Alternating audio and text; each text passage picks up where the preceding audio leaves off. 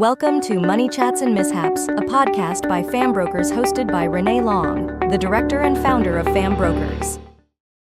So with the tax debt, to go back a bit, Yeah. so tax debt is a huge thing in banking and finance at the moment, Yep. and in corporate debt, commercial and business loans, etc. Yep. So there's huge amount.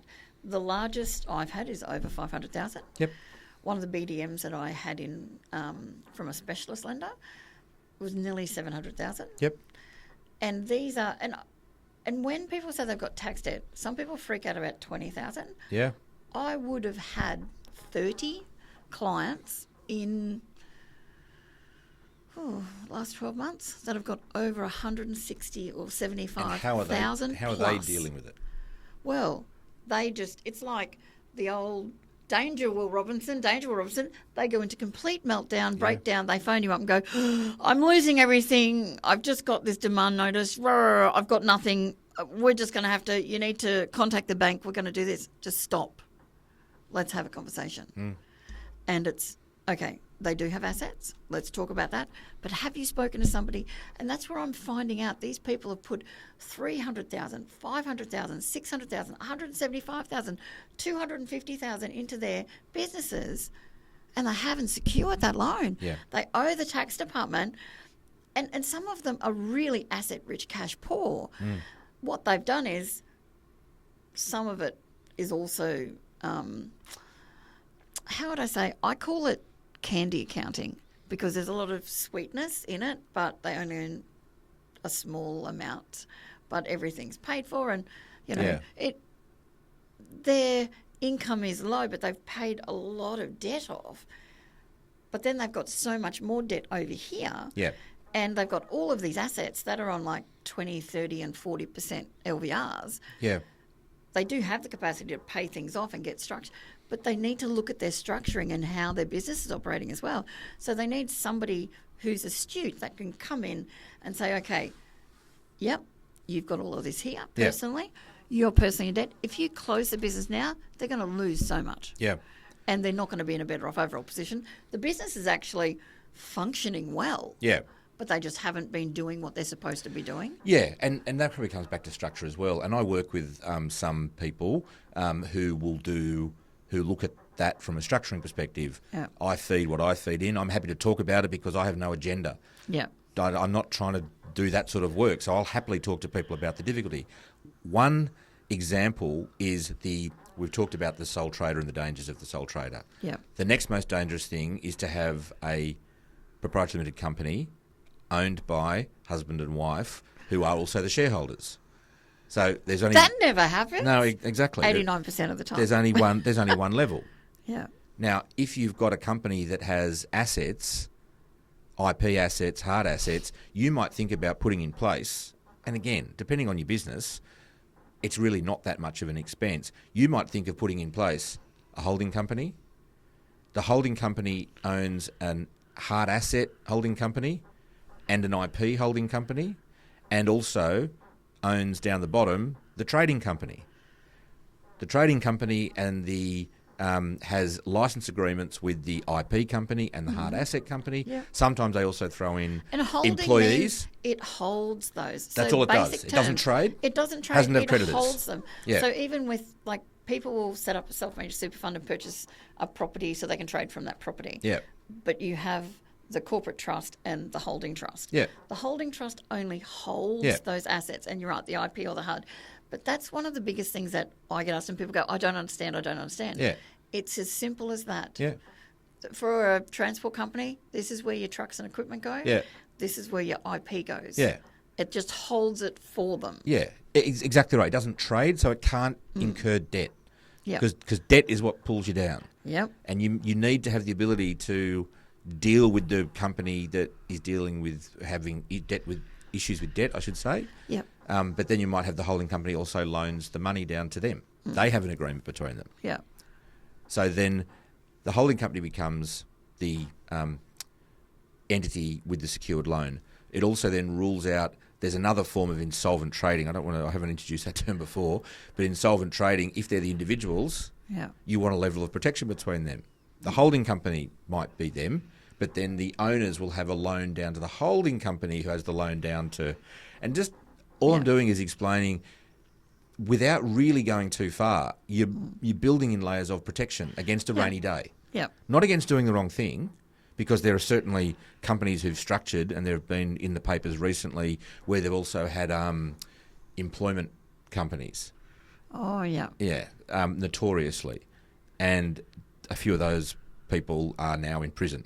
So I'm not suggesting for a moment it's to be... And what they were doing was not... See, I'm afraid of that. I'm a redhead, so I would not do well in orange every day. No, I'm not going to do naughty things for you. And sometimes you get clients that ask you to do things, and it's like... And my thing is, look, I don't love you enough to go to jail for you. No. And they go, what? Yeah, and I'm like, exactly. oh, take it as you see it. Yeah, and it's easy, to be honest, you see it all the time when people get desperate. In those businesses that are failing, when they haven't got their protections in place, they do silly things. Yeah. And I That's almost... when they need to talk to you. They need to talk to someone. Yeah. They need to get the right advice. Now, one thing I'm more than happy to do is push people in the right direction for the right advice. But if you And ask... if you can't help them, you'd send them to somebody And else. that's what I do. And that's what I do. That is not my wheelhouse. Yeah. But I know somebody. Talk to this person. This person will know what to do here. They might not be able to do the whole thing, the wraparound service, but they can do this. And it's the same with accountants, your solicitors. You have industry experts for a reason. Yeah. You get advice. And sometimes get advice from 3 different services and people, because you can really glean, okay, you need that relationship with somebody. You need to be able to trust somebody, and you need to get the right advice. And sometimes that first person might not give you the right advice, and sometimes the advice that they get may not be the right advice for that situation. Yeah, you're right. And there's always the adage of, to the man with a hammer, every problem looks like a nail. Yes. Now, I've I like that. been contacted, in fact, in the last few weeks by someone I'm quite close with and work quite closely with. He said, we've got this situation, we're thinking about doing this, using your product to do, and I said, just hold on, I don't think that's going to work. Yeah. So on the first blush, against my own interest, I've said, no, well, don't use my product.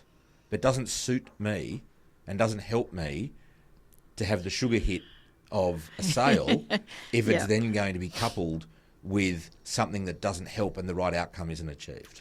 Yeah. Which is why I have a close band of people that I will say, you need to get advice. Yeah. Here's someone I can suggest, or in the first instance, go to your accountant. If he doesn't understand or blows it off, poo-poos it, then come for a second opinion. That's fine too. I used to have an accountant 10 years ago that would say, look, it looks like they're going to do great, but I think they're going to give me IBS. Yeah. And I'd be like, oh, okay. Yeah. Goes, so I'll talk to him, but that's what I'm going to tell him. Yeah. I'm like, okay. Yeah. But he was great. He was just matter of fact. He's like, yes, I can. No, I can't. No, I don't want to. Yeah. Move on to somebody else. Yeah. You're not my type of client. Yeah. And the funny thing I find is you go to the next, it's not the small business owners so much as it's the accountants. So my view is that if accountants are encouraging their clients who run businesses first to be incorporated, which is to have the proprietary limited company. Yep. Second, to potentially look at some structuring. But thirdly, if any money's passing, it should be passing by way of loan for tax reasons. Yes. If it is going to be a loan to be secured against the PPSR, Yep. it protects the accountant's practice. I had an accountant who had 5 clients go down in the space of 3 months coming out of the back end of COVID.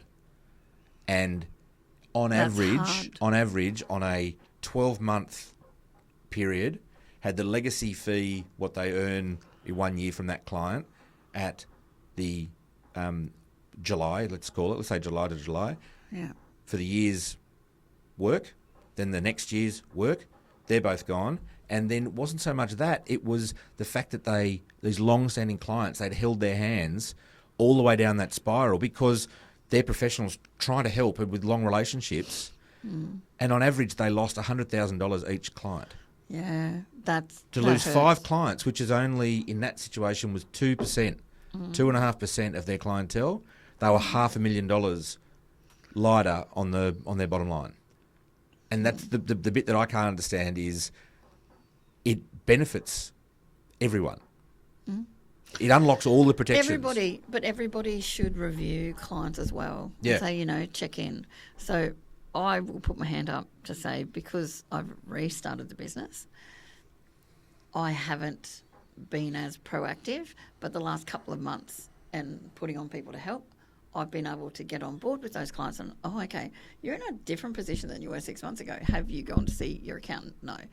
It might be time to have a bit of a... And I've had accountants phone me and say, we've shared some clients in the past, we're going to look at restructuring, but we actually want you involved. And I've never had that before, where accountants say we want the broker involved because we want to see what they can do and how they can do it, because their business is growing or they've got new acquisitions or whatever's happening. But get as much information as you need, but don't get information from 100 people. Yeah. Because that, from my experience, the clients feel like they're drowning. Yeah. And that can actually impact on everything that they do, and that's going to make it a lot harder for them. Well, the funny thing is, I haven't met any accountants yet who say outright, what you're proposing doesn't work, it's a terrible idea. I've had no one say that, but they're too busy. That's great. But they're too busy. Everyone's always too busy until it's too late. Until it's too late. And everyone thinks about their problem children in terms of... Oh, yes. They all think, okay, I can already think of these 3 clients and they're struggling a bit and I'll help them out. That's exactly the right thing to be thinking. But what people should be thinking is, no, it's as important to put in place the people who have no problems but have debt, because they're as far away from when they need this protection as possible. It's more likely to be more effective. Yeah. It's just trying to get past that. But the point I was going to make was, you suggest that. That's a great idea. We should do that. We should do a review. Yeah. Yeah, perfect. Well, I'm happy to help with that. So, everyone gets the benefit of being protected if they need it. And they go, we're going to do it as part of an overall review. And that overall review is not only what we're talking about, but this thing. It becomes a package that's way too unwieldy to deal with and way too expensive, so nothing gets done. So it's sometimes getting through the... It's like eating the elephant. That's time. right. Yeah. Let's deal with the bit that's easy to deal with, and then make sure that bit of the structure's in place. I love elephants, don't get me wrong, and I haven't ever eaten one, but... No, it's exactly right. That's exactly the point. Yeah.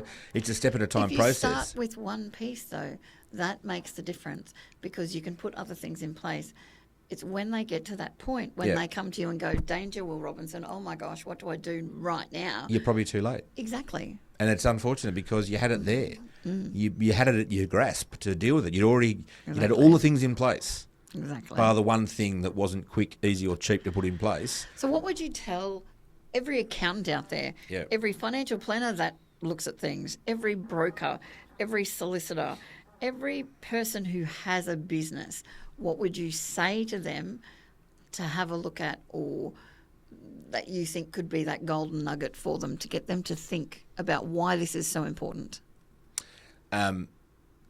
In fear of repeating our conversation to date, it's firstly, there's the proprietary limited structure. You've got to have the protection of the corporate veil. Yeah. Because the other thing is you can't lend to yourself. So if you're a sole trader and put money into your business, you can't have a loan with yourself. Exactly. So that money is just your money you've spent on stuff.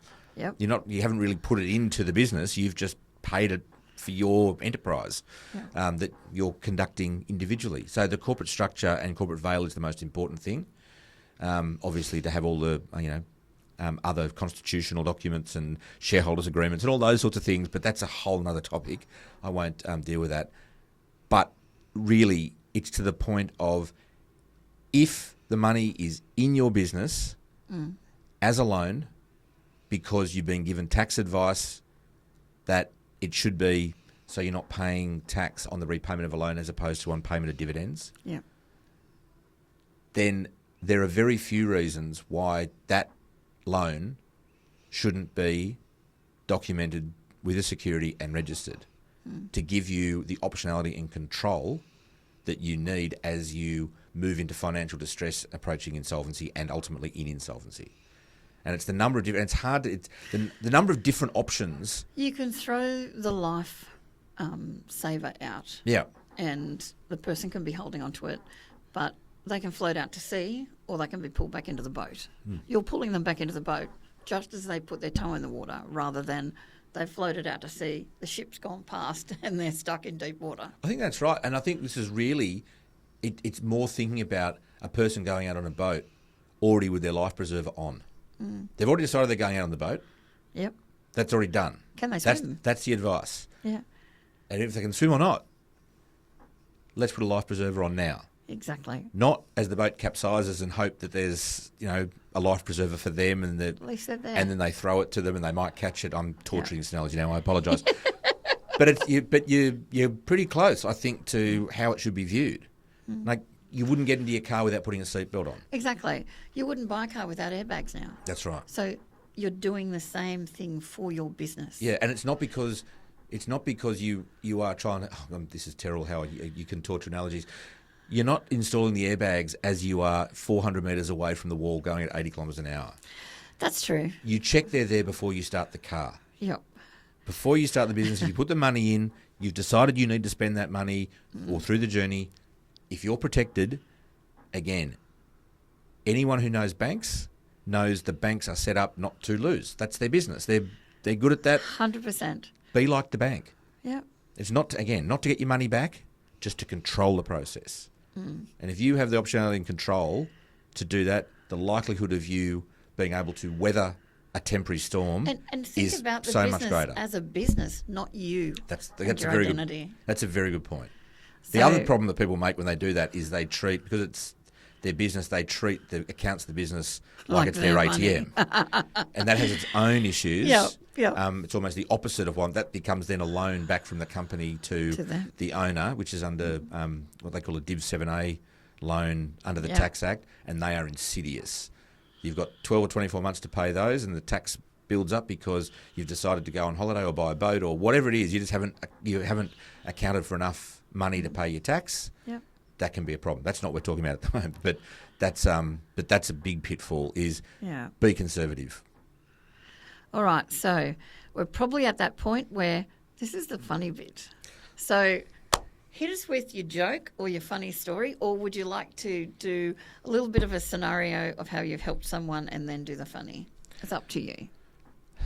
I'll rip the Band-Aid off with the funny. It's one All of right. those. It's one of those. Hang on. things. I'm sitting back. I'm getting ready. Right. Okay. So He pre-warned me. Everyone out there. My son told me this joke. How old's your son? My 19-year-old son. Okay. Is it PG? Well, a nun gets into a taxi. That's Okay. where we start. A nun gets into a taxi and they're driving along for a few hundred metres, and the taxi driver is shooting his eyes to the mirror and looking in the back and a couple of times, and eventually says, "Sister, I don't know why I'm telling you this, but I've always had a fantasy of passionately kissing a nun." Okay. The nun says, "Well, my child, on two conditions. You have to be single and you have to be Catholic." And the cab driver says, "Well, I'm not married and I'm Catholic." And the nun says, "Well, just pull around the corner over here." So they pull around the corner out of sight, and the nun gives the taxi driver a passionate kiss that would make you blush. Oh, okay.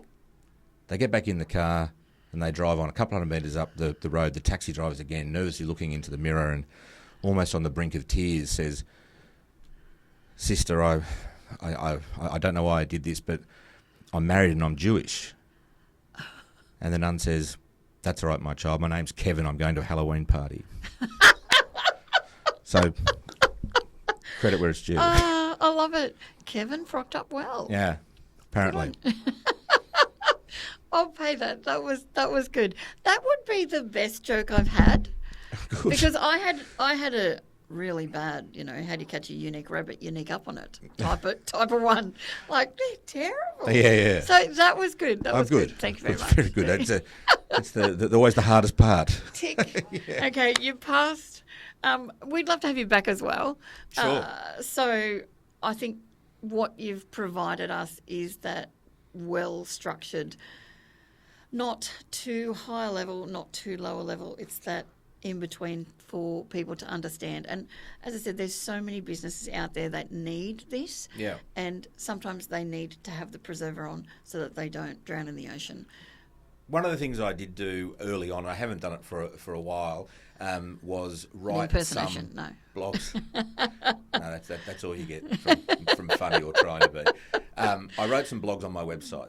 Krodok. www.krodok.com.au. There are some blogs there. It's with a K. Krodok. K at both ends. Like it's basically crocodile documents, because the crocodile in mythology and literature is the protector of life at all costs. Yep. So that's where we went, and I thought a croc doc sounded. So did you love like Lake Placid? Yeah. Mate, it was a great movie. Yeah. Oh. But I wrote some blogs about just some things small business owners should know. It's a place to go to look at things like being incorporated, having a shareholders agreement, certainly what I'm doing and why it's important, but some stuff about employees and how to deal with them, some intellectual property issues. It's actually not bad. It's written really simply. People can jump onto that and have a look. I've had accountants who use it as a first port of call on occasion, because I've tried to... The problem with lawyers is we all write to impress lawyers. Like sometimes on TikTok, female influencers take photos to impress other females. Oh, can I just say, I've started TikTok and I'm way too old for this, because you've got these beautiful young women that are always in their gym clothes and they dance and that. I don't dance. I start to talk about, okay, this is what a bridging loan is. Yeah. So my content's a bit boring, but you get all of these random comments and all these people asking you things, but very different between, and I've written blogs before, I've had articles published, you do different things.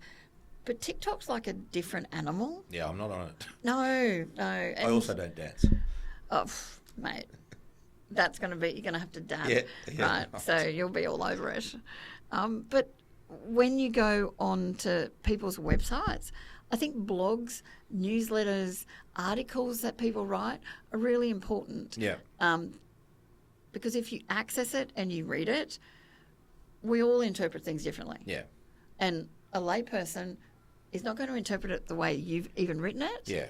But I've definitely written for the layperson in mind, because I realised that as lawyers, so many still write like they're writing university papers. And they're writing to make sure that they don't look stupid Empirical or evidence perceived to look stupid in front of somebody their else. Lawyer mates. Well, they're not writing it for their lawyer mates, so they should have a different... For the general tenor. public, exactly. They should be accessible. So my documents sort of, whenever there's a concept, that's why I started writing them. Whenever the new concept came up, I hot linked to a new article. It can't, nice. It's not more than a couple of pages. Yeah. If it's too in-depth So and it's deals with too many bite-sized. things, people aren't going to read it and they're not going to understand it. It's not... Years and years certainly ago. not seeking to patronise those who are reading it, but it's got to be simple enough to understand, otherwise it's useless.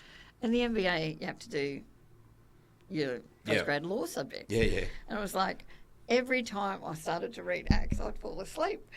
And because I was in this habit of, when I study, I do all my research and I get everything and I read it in bed. Yeah. It's like things to make you go to sleep for me. No, As soon as I started reading it, I was out.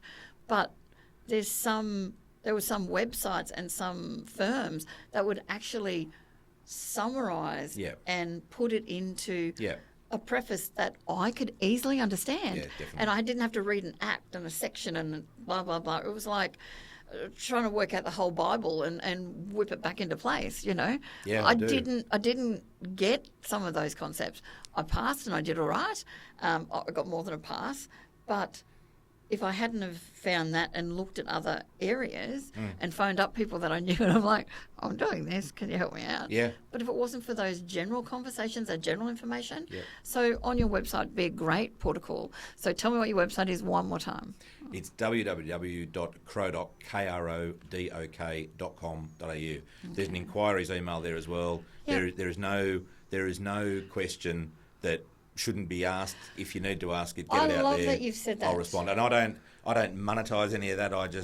My view, the reason I started this, my why, apart from getting sick of timesheets and suits and all the bureaucracy of law firms. So this is your altruistic passion. Yeah, it's that small business owners weren't getting enough of the right advice about this particular area, which is so important. As I said, 1 in 4 are going to face this. Wow, that's a big number. Yeah, it's huge. So when you have a business and you're a business owner out there, really think about this and how you can help future-proof your business, help manage where the position you are. And if you are at the good, the bad or the ugly stage, you have that solution, you have that information, you have that support service that can actually assist them with what they're doing. Look, that's the plan. And it's even to the point of saying, look, you should consider this, but you should consider talking to this person. And the way we actually met was through Yeah. a mutual person Yeah. that I got a lot of respect for. Good old Dirksy. He's a bit of a gun. Well, I should say, being the national law firm that I'm not sure if are we mentioning their name? Well, no, we're not going to mention Good. their names. The national law firm that he's part of backs these documents as to being Yeah. best in practice and fit for purpose. So And they are one of the biggest in Australia, working for all the banks. working for every bank. right. And I will say they have, out of 10 years and settling loans, when I worked for the lenders or worked in my own business, their settlements were the best to get done on time, and they're probably the only ones that, I shouldn't say the only ones, one of the only ones that have settled a day before the public holiday at 4 o'clock Wow. to make sure it settles. Because a lot of the time, if it's bounced at 1:30 because 12 cents or $3 or $11 is out of place, That's right. it'll get bounced, and then they've got 4 or 5 days, like especially over Easter and things like that. They get it done, and I will say he is great as a commercial solicitor and runs a great team, but sometimes it's the firm and the people that you work with and that you trust around you. Always have those people around you. So your service is great for that comfort blanket. Yeah. And I call it a comfort blanket It's because insurance. that's what it is. It's like insurance. Yeah. That you put in place. Hopefully, never need it. Yes. People have catastrophic fire insurance on their house. 98% of people do. Yep. 1% of people need it in a rolling 10-year period. Few people have this protection in place, and yet 1 in 3, 1 in 4 are probably going to need it. Yeah. Think about it the same way. See, that's insane. People don't have car insurance or house insurance. They will get robbed or their cars are written off, and then they don't have it. We're talking about It's the same amounts of money. Same thing, exactly. Like, there are significant amounts of money that Yeah. we're protecting, just like in the position of the house or the car or whatever else. Yeah, when I was worked in communities, I set up a neighbourhood centre, and there was a homeless gentleman, and his story was so sad. His house had burnt down, and his wife and kids were inside, and he was away. When he came back, it just destroyed him, and his life changed. Yeah. And insurance had a part of that. Yeah. Well, the interesting correlation here is that's done is between corporate failure, not being able to revive your business, Yeah. notwithstanding the significant amounts of money that you've put in there that you could use to help you save your business, Yeah. personal bankruptcy and relationship breakdown. Yes. There is a significant correlation between and people those don't things. think Part 9s and Part 10s impact Yep. people, but they are a form of bankruptcy. Yeah. And they're not told. I had a client the other day, and he was in the process of setting something up, and he went to a company that assists, and I'm not going to say the company's name. Yeah. The company put him in a Part 9. I said to him, "Where did you go?" In a conversation, because I was just following him up, see how everything's going. And he goes, "Oh, I went to such and such." I went, "Yeah." He said, "And they got me into a debt agreement." And I went, "Why would they put you in a debt agreement?" I said, "You have the capacity to pay off all your loans, and what we're going to do is you're purchasing this, your accountant's done this for you, this person's done this person's..." And everything stopped at that point. And I said to him, "I'm really sorry, nobody can proceed." And his accountant phoned him up and said, "Why would you do that?" He said, "They phoned me up and said, I can help you with your cash flow." And that was the thing for him. He wanted more cash flow. He wanted a better lifestyle, but he was in the direction where it was going to be sorted by a couple of things, and he wasn't in financial hardship. He was tight, but he wasn't at the end game. But then he said, no, it's not bankruptcy. I said, "It's a form of bankruptcy." He said, "No, it's not. They told me that it's just an agreement, but they'll stretch out the loans and they'll get it paid off and and they can help me with finance at the end of it." And I said, "Oh, can they? That's great." I said, "You need to talk to your solicitor and your accountant, get advice." No, he goes, "I don't know what I signed when I signed it, though." He admitted that to me on the phone. Do you know how many clients have said that to me over the last 10 years? I've signed this, but I didn't really know what it was, and it's a Part 9 or a Part 10. And they say, no, it's not bankruptcy. This person told me that this was this and this is going to help me. Well, so if nothing else, it affects your credit rating. But they don't know that. And it's what you... Well, this is and again that's what back I to say. that analogy of to the man with a hammer. Yeah. They just run the same process. Yeah, that's So that was really, really sad. Hard to hear. And it was... And this guy's a nice guy, and he had a couple of things that happened, but his accountant was working with him, and it was going to be sorted. Yeah. And his accountant phoned me up and went, I need to vent, and he went off his chops. I went, you got my email? I said, I'm going to send everybody an email so we're all on the same page. So I did. Yeah. But that's a really good point as well. With the, is it quick fix? Is it someone new? If you've already got a trusted advisor, and you might consider the help of someone new, but at least bounce it off to someone you trust. Yes. And there's someone that knows your situation. It's almost too good to be true. It probably is. Yeah. And there's a lot of that. I've had a lot of people that have been scammed, and actually 100% have had their own businesses, and they've fallen in love with somebody online. Yeah. Okay, in all of the scenarios. Yeah. So not all of them have been gentlemen. Some have been women as well. Yeah. So they've fallen in love with somebody online, and they send money, and they get into trouble, and then they take debt out. And then they ask you to refinance, and they've been scammed.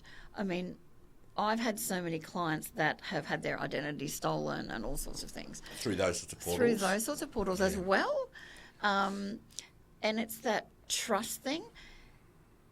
Don't ever feel embarrassed, because people don't come to you or me or somebody. They come to us as the last resort, because they're like, okay, I'm so desperate. Somebody said I can go to a broker and a broker will find me the money. I'm going through administration. My business is... bleh. I need somebody, so they'll come to you, or they'll come to somebody else, or they'll go to their accountant. But they come when it's almost too late or too late. Get early advice. Get early advice. Talk to the person. Bounce something off. A good broker shouldn't charge you. A good broker should talk to you. Yeah. I've got a first home buyer. I've spoken to him for 12 and a half hours so far. He's not buying a property till next year. He's getting some things in place and getting himself sorted. And his questions are great. Yeah. And it's those conversation pieces. And he trusts me now because of that. People need to trust their advisors and get more information from more people. Earlier. Yeah. So thank you so much for pleasure. coming Thank on. you for having me again. It's been I a great chat. love the ad. It's been a fantastic chat. Your really valuable input. So will be the second week of January that you'll be dropped in this podcast. So thank you very much. But I've got my Christmas dinosaur earrings on. I see. Just for you guys. I left mine at home. You did? Oh, mate, that have made your eyes sparkle. Thank you so much, Matt. Thanks, Renae. Thank you very Appreciate much. And your email address or just the website? Just go on the website, and then you've got the inquiries hot link on the website if any questions need to be asked. So thank you very much. My pleasure.